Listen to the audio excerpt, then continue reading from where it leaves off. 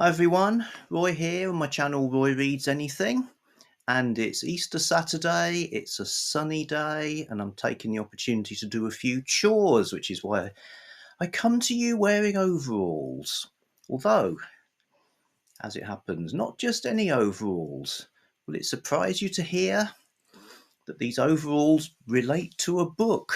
I doubt it'll surprise them to hear. So these are I don't know if that's in focus or not. Can't Bust 'em is the make. Can't Bust 'em overalls.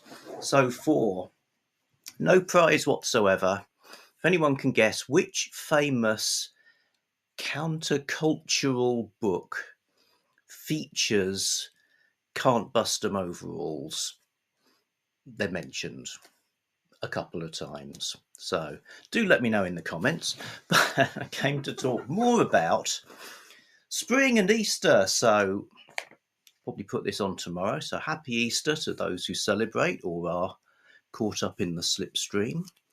So in the run up to Easter, and with it being officially spring by all the different This Is Spring measures, I thought I'd read the Spring and Easter number of All the Year Round from 1887, magazine conducted by Charles Dickens, who was dead by that time, but this was his son, Charles Dickens. So, like Dinosaur Jr., this is Charles Dickens Jr.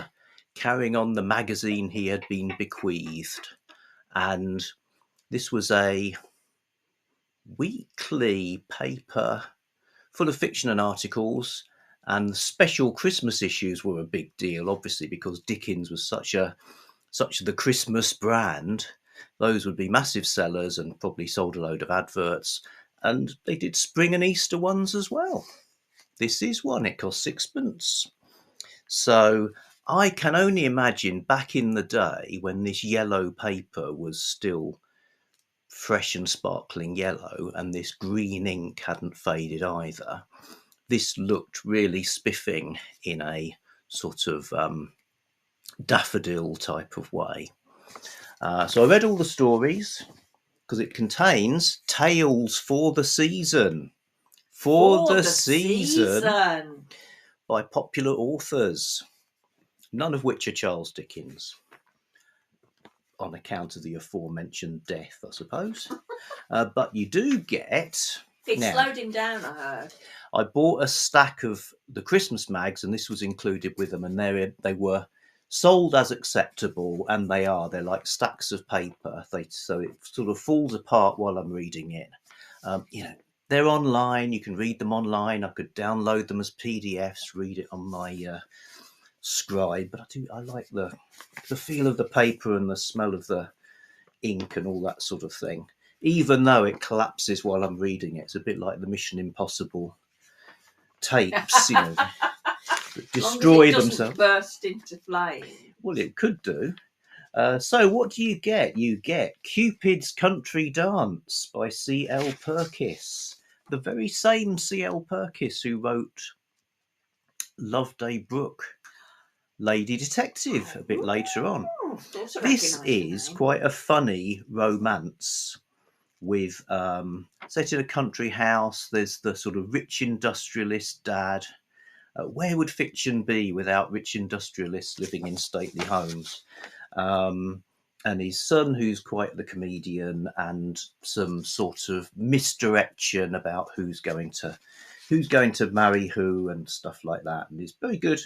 The next one, The Bed That Could Not Be Moved, it's the only story that is really no kind of romance, I suppose. It's actually, I suppose you'd call it a thriller.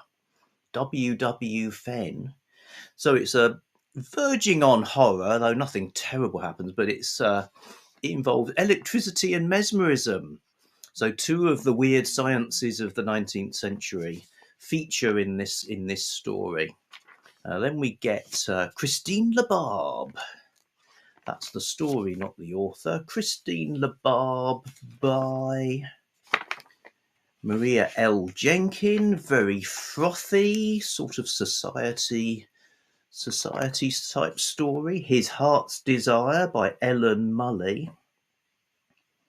That was good. That is sort of set in Scotland, I think.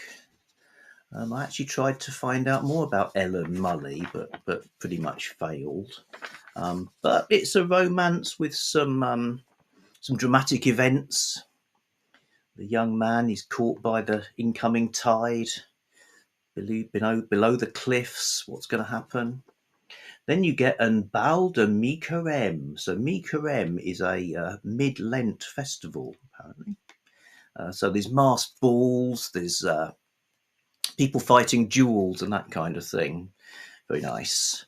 So you get quite a good variety, actually, to last you through the holidays. More various, maybe, than the People's Friend these days. Well, maybe, yeah. And they are all set at Easter or have some sort of Easter connection. A Little Grey Cat. Aww. The protagonist, or who wrote this? Little Grey Cat. So the protagonist is a young woman, not a wealthy woman. Little Grey Cat, Paul Challinor. Young woman on an omnibus is given a muff because another passenger thinks she has dropped her muff, and it has a small pussycat on it. And this leads into, there's all sorts of interesting things about this muff. Do you want to show the people what yes, a muff is? by which I'm right here. It's got no cats in it. So imagine, if you will, this sort of thing, but red with a cat on it, and there's this wild coincidences and nice romance stuff. So as a muff-related Easter story, that is very sweet. And finally, the knell of... Stop laughing. The knell I can't help it. You said muff-related Easter story. The Knell of Knockmar by Frederick Talbot. It's a wild story on the coast of Ireland. And has somebody been killed? And it's all pretty dramatic stuff. So yeah, good things. I must admit, I found a lot to enjoy in one of the advertisements. Having said that, having read all the fiction, so as well as the obligatory Beecham's Pills advert, they're just the thing, I hear. Yeah, they advertise in just about anything. They'd be worth a guinea a box. Good Lord. I don't think they cost a guinea box. Don't. For females of all ages, they're invaluable. So, yes. But the one I was reading was Eno's Fruit Salts. I'll take a picture of this and put it up full screen so you can see it in its full glory. So Eno's Fruit Salts you can still get. And nowadays, perhaps forever, they are basically bicarbonate of soda with some citric acid and a bit of flavouring. And they settle your tummy and that sort of thing.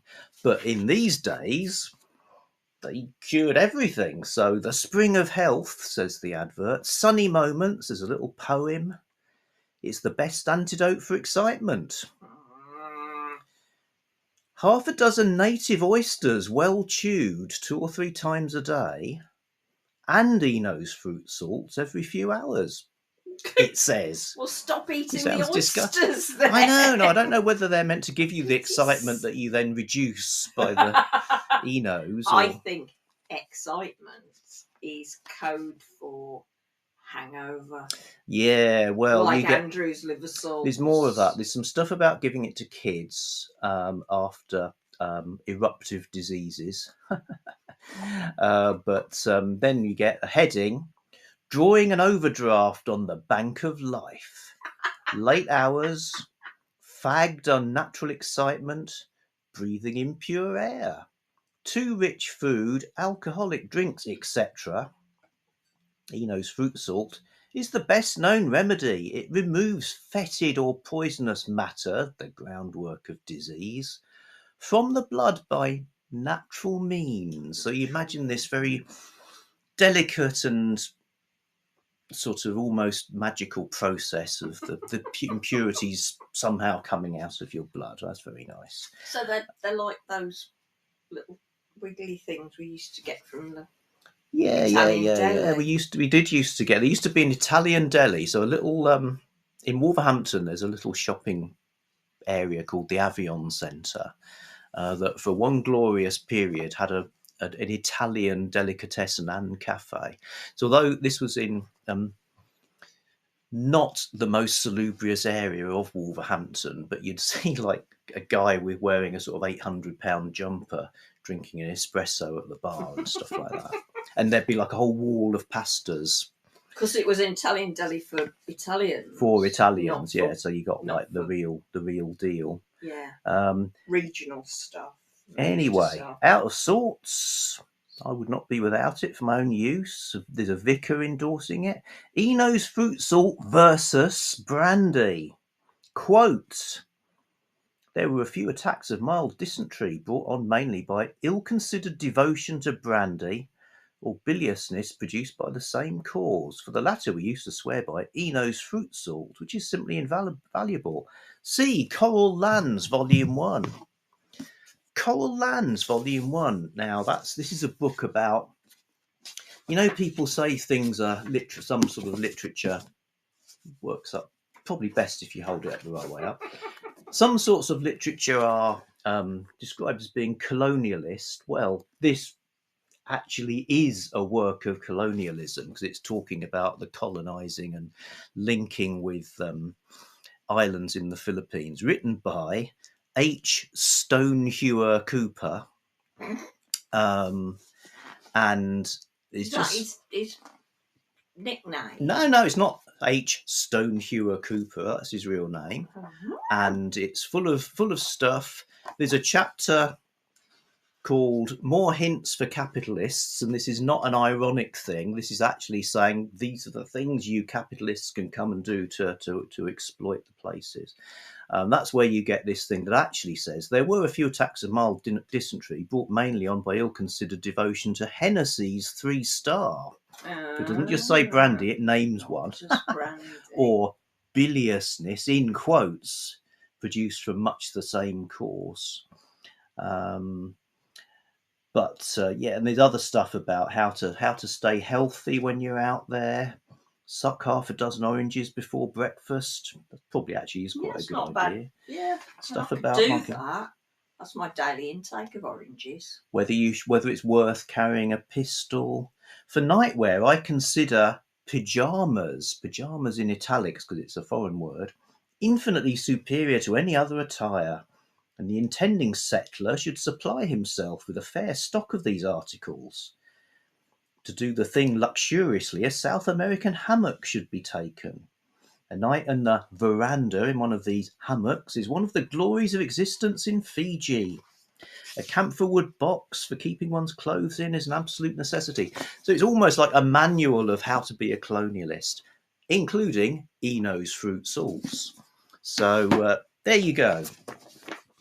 Minor rabbit hole explored there, but that was what you got in your spring number of Charles Dickens magazine in 1887. So did you buy that red book, Coral Lands, purely to find out the context of the quote? No, I was thinking of moving to Fiji and okay, lying on the veranda.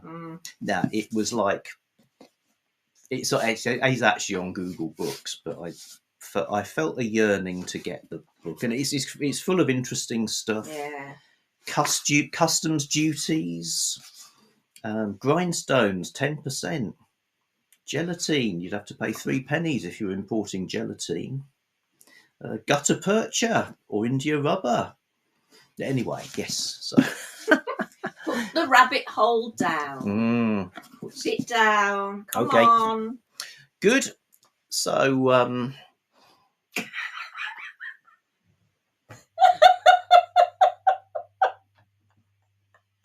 we'll see you soon.